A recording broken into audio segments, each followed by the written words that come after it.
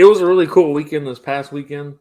I'm not going to talk too much about the guys that showed up, and I'm actually not going to say any names, period, really. But there was two silent commits that pledged Sunday for Florida State. One is a position that is at high need, and a lot of fans will be extremely excited about. People can do their own research, and you can pretty much figure out which position that is, because there was only one or two that showed up in that position, so you can figure out what position I'm talking about at least. But it was really big for Florida State. Here's what's going on with recruiting. So Jeremiah Smith is verbally committed to Ohio State, which most and everyone knows. And he's catching a lot of flack for taking official visits elsewhere, not just from the Ohio State fan base, but from other fan bases that are like, if you're not sure where you're going to go, why'd you commit? He's just getting a lot of question marks. And a lot of the recruits have noticed that. Not just his behalf, but his behalf pretty big because of his following. So they've all noticed that people are coming to him pretty hard for it. So a lot of these guys want to take all of their official visits, so they're not making their commitment public to everyone until they do their official visits. One gentleman that I spoke to that showed up to Florida State, that was his exact words, that he was committed to Florida State, but he did not want to speak on that publicly because of the flack that they get for going elsewhere to just do official visits. But what's coming up for Florida State that's big is we've got 2024 four-star athlete Jameer Grimsley. He plays wide receiver and corner. Florida State seems to be recruiting him as a cornerback.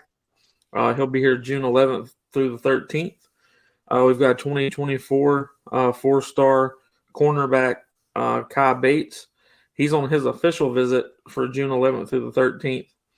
And then Florida State's got the number one prospect for the 2025 class, five-star offensive tackle David Sanders Jr. He's to visit FSU on June 9th. That's an unofficial visit. And then the 2025 four-star running back Alvin Henderson, he'll be on his unofficial visit for June 9th through the 11th. And then 2025 four-star cornerback Chris Awald Jr., he's a Michigan commit, but he'll be on FSU campus June 8th. And I know that Pat Surtain really, really likes this kid. I don't want to say that he pulled strings to talk him into coming to Florida State, but there was definitely some sweet talk that came through from Coach to him to get him to come down and at least check it out. He's got plenty of time before he makes the decision of being a 2025 classman. But there's certain guys that Pat Surtain's going after in every class. Almost every one of them, if not every one of them, have a particular measurable. He likes the 6'2", 6'3", 195, 205 range, and he's very specific on that range. Almost everyone that's on the board, that's what he's going after. And then you've got James's protege, I guess I should say, 2025 five-star wide receiver Jamie French Jr. He'll be here June 9th. And then you've got 2025 four-star safety Hilton Stubbs. He'll be on FSU's campus June 10th. And then June 7th, you've got the big man camp, the 7-on-7 camp, June 9th, the QB camp, June 10th, the elite camp, and the June 11th mega camp.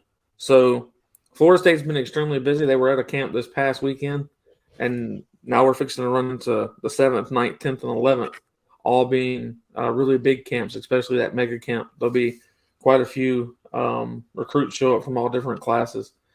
But Florida State seems to be doing a really good job on the recruiting trail. We've heard that C.J. Hurd could potentially switch over to a linebacker. He's kind of in that size range. He's been recruited as a safety, but some people have started saying that he played linebacker at times and did a phenomenal job. And I was kind of wondering why Coach Randy Shannon was talking to him as much as he was. And I think it's because they might transition him over to the linebacker position. That's not 100% factual. That's just talk. A lot of people are wondering about his recruitment period because it seems like Pat Surtain is starting to bring a lot of safeties in. and he's kind of wondering where does that put him. He's a 3-star safety, so he's wondering, does that mean that I'm not a take anymore? Are we moving on? Do I need to be taking visits elsewhere? And I think both coaches set him down to explain why he was definitely a take for Florida State and all the things that he could do for Florida State. So I think they did a good job at making sure that he knew he was wanted. But the biggest thing that I can say for Florida State right now is what they're bringing for the 2025 class. I know that's moving forward a class, but that's how far out Florida State is in front right now. They've got the kid from Birmingham, Alabama, Spain Park. He's the number 2 defensive end in the country, Jared Smith. He will be coming to campus very soon. I can't say the date.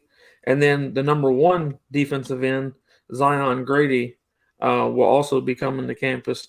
He'll be here for the elite camp. So Florida State's starting to bring on some defensive ends and defensive tackles where a lot of Florida State fans and James and I both have criticized, like, we don't look like we're recruiting that position all that great. And I was pointing this out on a space today. Year 1, Florida State threw all of their resources into the offensive line. And they based that off of, look at the DB room when you had Travis J, Brown, Brownlee. All these guys were considered blue chip players. And when you looked at the offensive line, there was a huge lack of blue chip players. So it's like they threw most of the resources to Alex Atkins, and he started recruiting extremely heavily on the offensive line. And then you move it over to this year, it's like they're going to do this 2-part resource situation. You're going to take position players from other spots, but you'll see who they're heavily after. Like this year, Florida State's heavily after the DB room. They're pulling in as many safeties and as many corners as they can to try to recruit.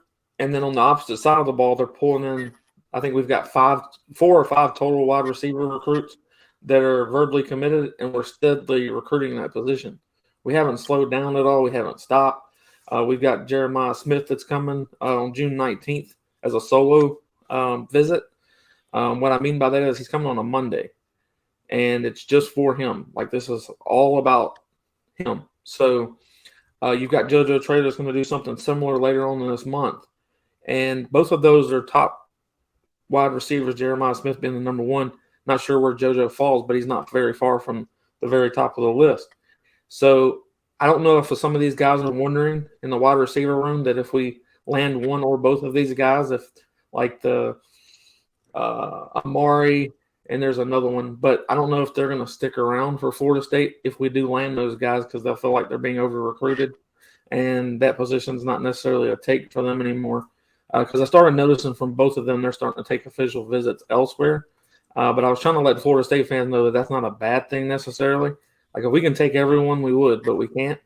So if you get better talent come in, it's not a bad thing. So I would take Jeremiah Smith and JoJo Trader over. No offense to the guys we've got, but I would take them over the ones that we've got right now.